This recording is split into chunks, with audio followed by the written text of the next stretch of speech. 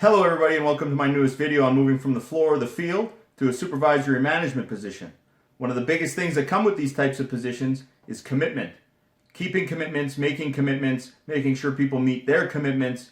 So I want to talk about that today in this video.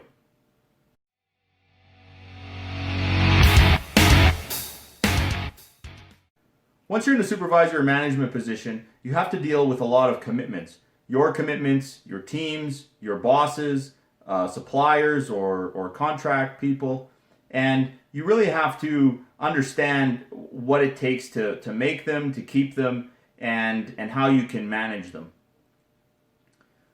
Several studies have shown that one of the biggest things you can do to keep your own commitments is write them down. If you write them down, you're much more likely to keep them and stick to them and not make excuses why you didn't meet them.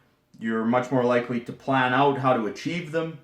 And the more detail you put, the more likely you are to keep them in the context that you made them. So one of the biggest things to do to keep your commitments is try writing them down. The next big thing you can do with commitments is talk them out with your boss or the people that are making you the commitments. Talk them out so everybody's on the same page and they understand what the commitment they're making actually is, and everybody understands it. Then after that, you can work on writing them down. This is really what a contract is at the end of the day. It's just an agreement and it gets written down and everybody agrees on the commitment that's being made. One of the big things when you're making commitments or trying to keep your commitments is not over-promising and under-delivering. This can really erode your confidence and your image in the eyes of other people if you can never follow through on your commitments or you're consistently not meeting commitments to people's expectations. So really work on not over-promising and under-delivering on your commitments.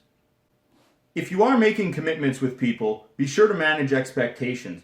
Don't promise things that you can't deliver, such as more money, new positions, extra vacation. If you're not actually in the position of power to grant those types of things, and you haven't already made sure that you could acquire these types of things, don't overpromise people, again, and underdeliver, but you have to manage those expectations of what's going to be the outcome of your commitments.